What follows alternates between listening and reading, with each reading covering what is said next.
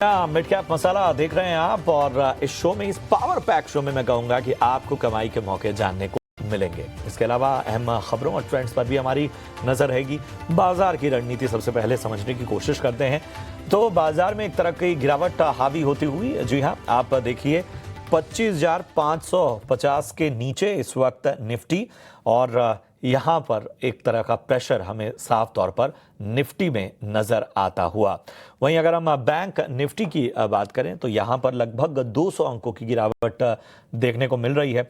57,650 के पास bank Nifty. तो Nifty की अगर हम बात करें तो 25,550 के नीचे कारोबार होता हुआ 60 अंकों की गिरावट, और 181 अंकों की गिरावट बैंक निफ्टी में 57,650 के पास। चलिए जरा मिड कैप और स्मॉल कैप यानी ब्रॉडर मार्केट को भी अपने रडार पर ले आते हैं। मिड कैप में देखिए आधे % से ज्यादा की कमजोरी हमें देखने को मिल रही है। 59,650 के पास इस वक्त मिड कैप कारोबार करता हुआ। स्मॉल कैप में देखें तो यहां पर भी आप देखिए लगभग जो है वो 1% की गिरावट देखने को मिल रही है। 18,200 के नीचे इस वक्त निफ्टी स्मॉल कैप 18,175 के स्तर पे आप देख पा रहे हैं। एक्शन कहीं ना कहीं बाजार से नदारत है।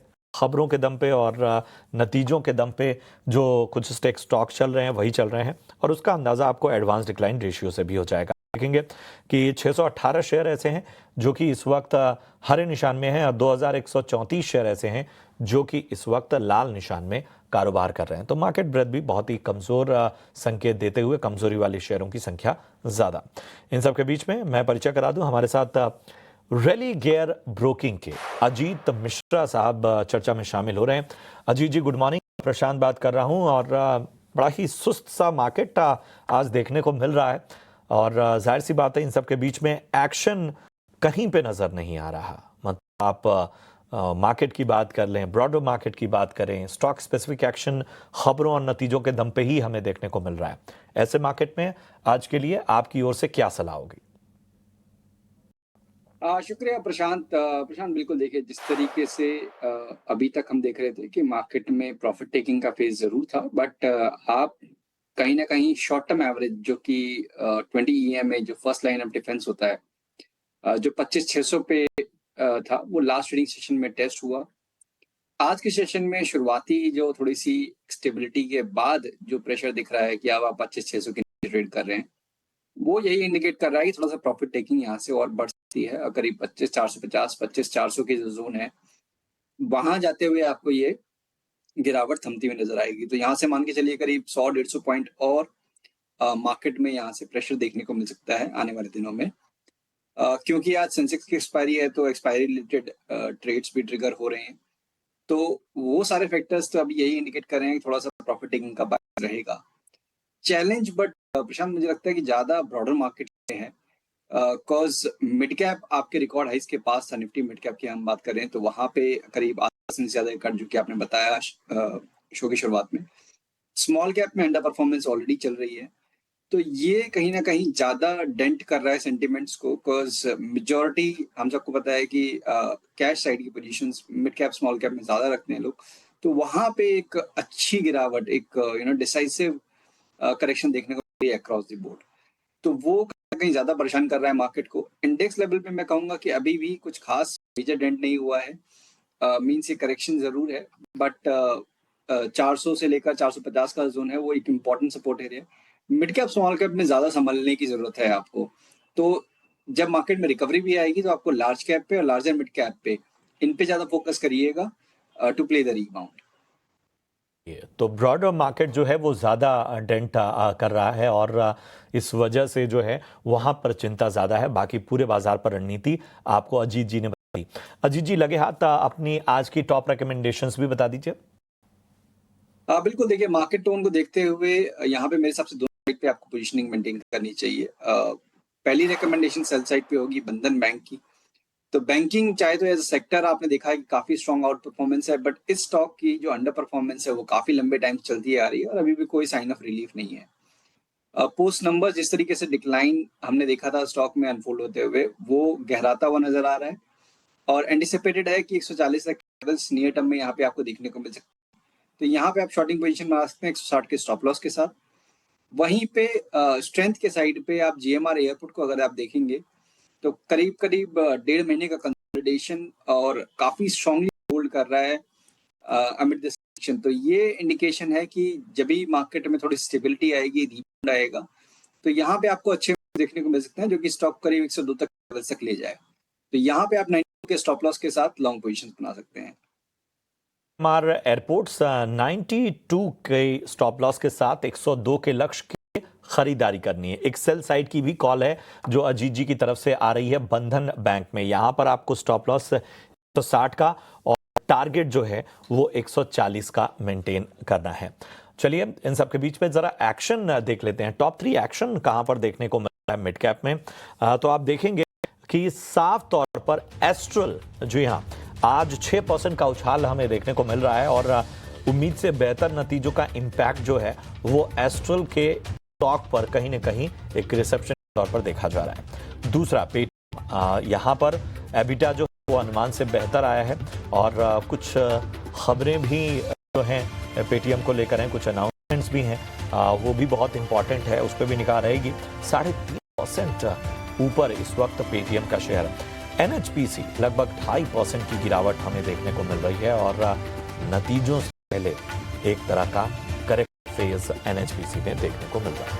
तो एस्ट्रल, पेटीएम, एनएचपीसी, ये 3 अहम जो स्टॉक्स हैं जिन पर बारी बारी से हम चर्चा करते हैं। और अजीत जी, एस्ट्रल में नतीजों के बाद एक बड़ा इम्पैक्ट देखने को मिल रहा है। पेटीएम, कुछ अनाउंसमेंट्स भी उनकी सामने आ रही हैं कि कुछ रीसेंट डेवलपमेंट उनकी आएगी, उसका इंतज़ार भी हमें करना होगा। लेकिन एबिटा जो रहा है वो अनुमान से बेहतर रहा है। स्टॉक में एक तेज़ी हमें देखने को मिल रही है इस बाज़ार में। और वहीं तीसरा जो स्टॉक है एनएचपीसी, वहाँ पर हमने देखा है कि वहाँ पर एक गिरावट देखने को मिल रही है। अब एस्ट्रो देखिए इस वक्त लगभग 5.5% का एक्शन। पेटीएम में भी हम देख रहे हैं कि तेज़ी नज़र आ रही है, यहाँ पर भी 3% से ज़्यादा की तेज़ी हमें देखने को मिल रही है। तेज़ी वालों पर ज़रा फोकस करते हैं, एनएचपीसी पे बाद में बात करेंगे, लेकिन एस्ट्रल और पेटीएम पर राय दीजिए पहले। बिल्कुल देखिए यहाँ पे प्रशांत जो एस्ट्रल की अगर हम बात करें कि काफी लंबा करेक्टिव फेज, करीब 1.5 साल आपने स्टॉक को देखा है अपने रिकॉर्ड हाई से जो कि करीब 430 के लेवल्स थे in the month of July 2024। से एक अच्छी करेक्शन, ऑलमोस्ट 50% ये करेक्शन जो कि स्टॉक करीब 1200 तक ले आया। और पिछले करीब 6-7 महीनों में हमने देखा यहाँ पे कंसोलिडेट होते हुए थोड़ा सा स्टॉक को गिरावट को थमते हुए। आज का जो सेशन है ये काफी क्रिटिकल है बिकॉज रिजल्ट के बाद प्राइस एक्शन और वॉल्यूम दोनों ही काफी स्ट्रेंथ दिखा रहे हैं। मींस आज करीब 5.5% की गेन है। वॉल्यूम ऑलमोस्ट एवरेज से 5 टाइम्स ऑलरेडी ज्यादा हो चुका है। तीसरी इंपॉर्टेंट चीज कि इसने अपनी लॉन्ग टर्म एवरेजेस को रिक्लेम किया है डेली चार्ट्स पे काफी लंबे पीरियड के बाद। तो अब यहाँ पे इंपॉर्टेंट क्या रहेगा? अब इंपॉर्टेंट ये रहेगा कि 1470 के लेवल जब तक ये होल्ड हो रहे हैं तब तक यहाँ पे आपको पॉजिटिव बायस बरकरार होते हुए नजर आएगा। 1580 के ऊपर मेरे हिसाब से शॉर्ट्स कवर और ट्रिगर होंगे इसमें, जो कि स्टॉक को करीब 1750 से लेकर 1800 तक लेके जा सकता है। तो इसमें बने रहने की राय होगी 1470 के स्टॉप लॉस के साथ। फ्रेश पोजीशन भी आप प्लान कर सकते हैं। पेटीएम की बात करें तो देखिए पेटीएम में ऑलरेडी स्ट्रेंथ थी, मींस काफी डिसाइसिव रिकवरी हमने देखी है फ्रॉम द रिकॉर्ड लोज।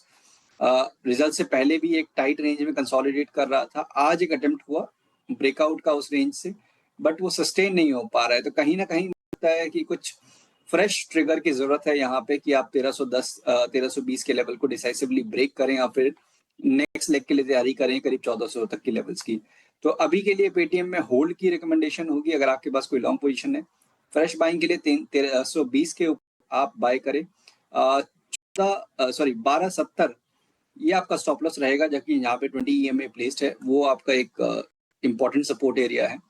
और ऊपर पे जैसे हमने बात की करीब 1400 तक के टारगेट्स यहाँ पे एंटिसिपेटेड है। तो ये है पेटीएम और इसके साथ ही एस्ट्रल पर राय आपको मिलती है। इन सब के बीच में फोकस करेंगे आखिर मिड कैप में कहां पर तेजी नजर आ रही है। मिड कैप में तेजी वाले शेयरों की लिस्ट आपके सामने लेकर आते हैं और एक्शन जो है वो मिड कैप में भले ही नदारद हो, लेकिन जैसा हमने आपको एस्ट्रल पर तो राय दी ही, बर्जर पेंट्स आप देखिए लगभग 2.5% मजबूत होता हुआ, ब्लू स्टार 1.25% की यहाँ पर जो है वो तेज़ी देखने को मिल रही है। पीआई इंडस्ट्रीज़ में भी लगभग 1.5% का उछाल हमें देखने को मिल रहा है। तो बर्जर पेंट्स, ब्लू स्टार और पीआई इंडस्ट्रीज़, अजीत, जाहिर सी बात है कि आप साफ तौर पर आप कह रहे थे कि मिड कैप में कंसर्न्स ज़्यादा हैं, लेकिन ऐसे कंसर्न्स में भी अगर जो स्टॉक चल रहे हैं वो अपने आप ही रडार पे आ जाएंगे। तो बर्जर पेंट्स, ब्लू स्टार और पीआई इंडस्ट्रीज, जरा बताइए इन तीनों पर आपका क्या नजरिया है? बिल्कुल देखिए, बर्जर पेंट तो जैसे कि आज एशियन पेंट में हमने देखा है काफ़ी स्ट्रॉन्ग ट्रैक्शन देखने को मिल रहा है, तो उसी का rub off I guess Berger पे भी आप देख रहे हैं। अच्छी बात ये है कि यहाँ पे गिरावट भी कम थी in comparison to the others, और कहीं न कहीं एक रेंज काफ़ी लंबे टाइम से इसने होल्ड कर रखा है। ऑलमोस्ट करीब 3-4 साल हो गए हैं जैसे बैंड को इसने होल्ड किया हुआ है। ऊपर पे आप करीब 640 और नीचे पे करीब 450। तो अभी आप अपने बैंड के मिडल में हैं, और अच्छी बात ये है कि आप लॉन्ग टर्म एवरेजेस को आज आपने क्रॉस किया है। वॉल्यूम्स यहाँ पे भी ऑलमोस्ट डबल हो चुके हैं एवरेज वॉल्यूम के। तो ये कहीं न कहीं पॉजिटिव साइन है कि ये रिकवरी और एक्सटेंड हो सकती है, और करीब 590 से लेकर 600 तक के लेवल्स यहाँ पे टेस्ट हो सकते हैं। बट साथ ही साथ क्योंकि अंडर परफॉर्मेंस रही है, सेक्टर ने काफ़ी ज़्यादा झेला है इस चीज़ को, ज़्यादा एग्रेसिव पोजीशन यहाँ पे ना बनाएँ। साथ ही साथ स्टॉप लॉस ज़रूर मेंटेन करें, तो मीन्स 538 मेरे हिसाब से एक अच्छा और इम्पोर्टेंट सपोर्ट रहेगा, वही आपका स्टॉप लॉस होना चाहिए। और एक बार को 585 से लेकर 590 का जोन आता है, तो वहाँ पे एक बार आप प्रॉफिट बुक कर सकते हैं। ब्लू स्टार की हम बात करें तो देखिए यहाँ पे डेफिनेटली एक अपटिक देखने को मिला था इनिशियल उसमें। थोड़ा-सा मुझे लगता है कि मूव फिज़ल आउट हो रहा है, मीन्स 2050 का जो ज़ोन है 40-50 का, यहाँ पे मल्टीपल रेजिस्टेंसेज़ हैं। तो जब तक ये लेवल क्रॉस नहीं होता है, मेरे हिसाब से थोड़ा-सा रेंज बाउंड बायस रहेगा, बट कंपैरेटिवली यस, यहाँ पे भी स्ट्रेंथ बनी हुई है।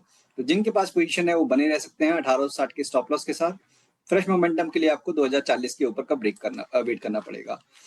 अब आते हैं लास्ट पीआई इंडस्ट्रीज पे। तो देखिए यहाँ पे आज के सेशन में एक अच्छी चीज ये हो रही है कि दोबारा से एक कंसोलिडेशन रेंज का ब्रेकआउट के बाद अपने एवरेजेस को रिक्लेम करने की कोशिश, यहाँ पे कोशिश कामयाब तब होगी जब आप 37-30 के ऊपर क्लोज करेंगे। तो यहाँ पे भी मेरे हिसाब से लॉन्ग साइड की पोजीशन बनाई जा सकती हैं, देखी जा सकती हैं, बट साथ ही साथ 3680 का एक स्टॉप लॉस जरूर ध्यान रखिए। उसके नीचे आएगा तो फिर दोबारा से आपको यहाँ पे रेंज बाउंड बायस दोबारा से बिल्ड होते हुए नजर आएगा। ऊपर के केस में करीब 3900 तक के लेवल्स एंटिसिपेटेड हैं कि आपको देखने को मिल जाए। तो ये है राय आपको मिलती हुई आपके तमाम स्टॉक्स पे। बढ़ते हैं आगे और अब आपके लिए लेकर आते हैं ऑप्शंस के चैंपियन।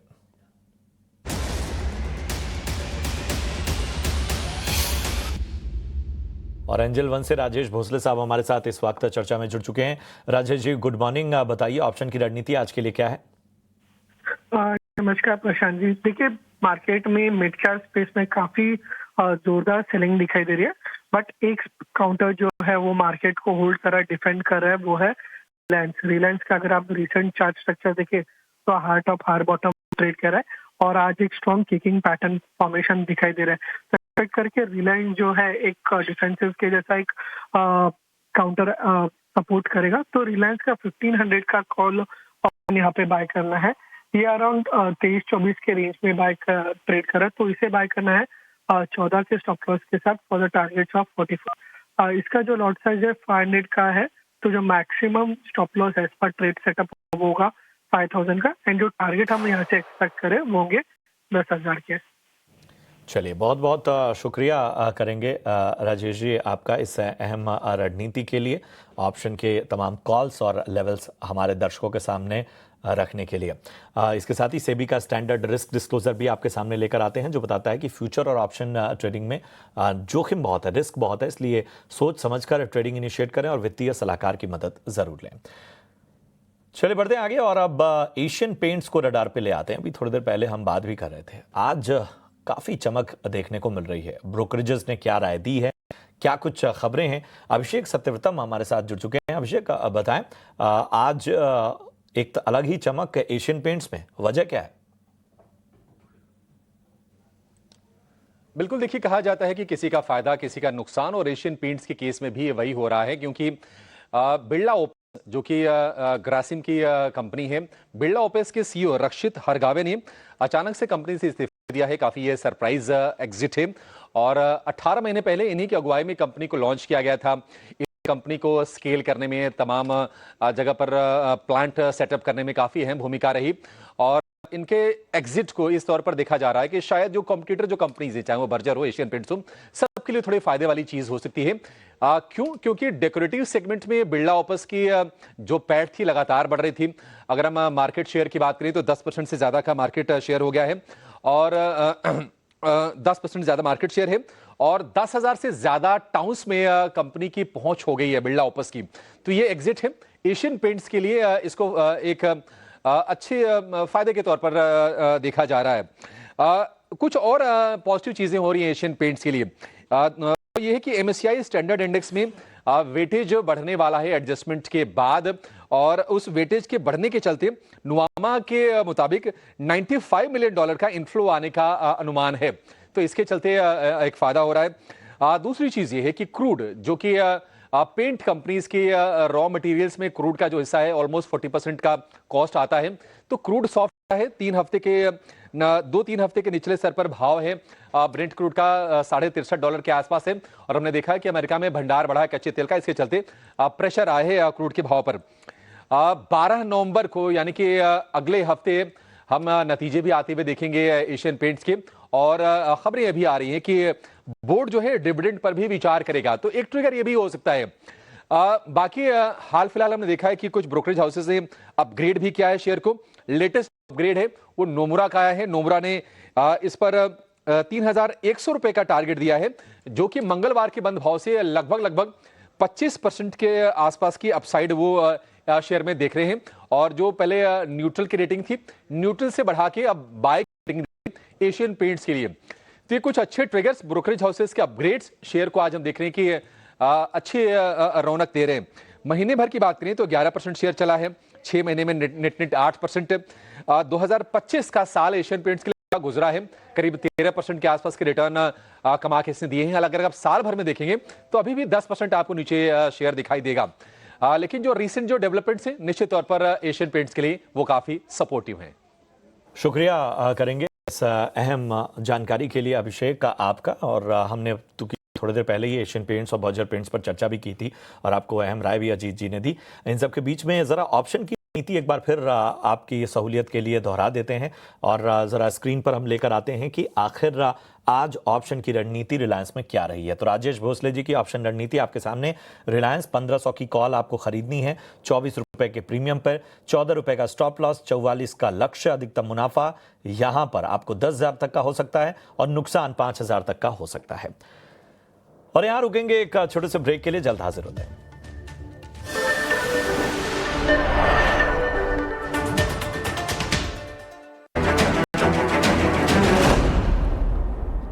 स्वागत है आपका ब्रेक के बाद और चलिए महारथी स्टॉक्स जानते हैं। नीरव वोरा जेएम फाइनेंशियल से हमारे साथ हैं। नीरव बताइए फटाफट कौन से स्टॉक्स पर है नजर? यस, तो आज का जो मेरा मिड कैप महारथी स्टॉक है वो है पीएनबी हाउसिंग फाइनेंस। करीबन 24,000 करोड़ का मार्केट कैप है, 1.3 टाइम्स प्राइस टू बुक पे अवेलेबल है। तो वैल्यूएशन की बात करें तो बहुत अच्छे लेवल पे ट्रेड कर रहा है। क्वार्टर 2 की आंकड़े की बात करें तो पैट जो आया था प्रॉफिट आफ्टर टैक्स वो बड़ा है 24% सालाना तौर पर। लोन्स भी अगर हम देखें, लोन एसेट वो भी 15% सालाना तौर पर बढ़े हैं because of affordable and emerging segment. जो सिक्वेंशियली यानी क्वार्टर ऑन क्वार्टर भी हमने देखा है कि 14% से बढ़े हैं लोन एसेट्स। सो ओवरऑल बहुत ही अच्छे आंकड़े देखने मिले हैं। स्टॉक प्राइस भी एक बहुत ही अच्छे लेवल पे है, 915-917 के करीब चल रहा है। एक साल का व्यू लेकर के चलना चाहिए और हमारा जो टारगेट है वो 1150 का है। तो ये आज का मेरा पिक है from the housing finance space. करेंगे नीरव आपका पीएनबी हाउसिंग फाइनेंस 1150 के लक्ष्य के लिए एक साल के नजरिए से आपको खरीदारी की सलाह नीरव की तरफ से। तो चलिए मिड कैप के इस अहम शो में इतना ही, मिड कैप मसाला में इतना ही। हमारे साथ तमाम एक्सपर्ट जुड़े, उनका भी बहुत बहुत धन्यवाद। फिलहाल मुझे और मेरी पूरी टीम को दीजिए इजाजत। आप देखते रहिए ET नाउ सोल्यूशन।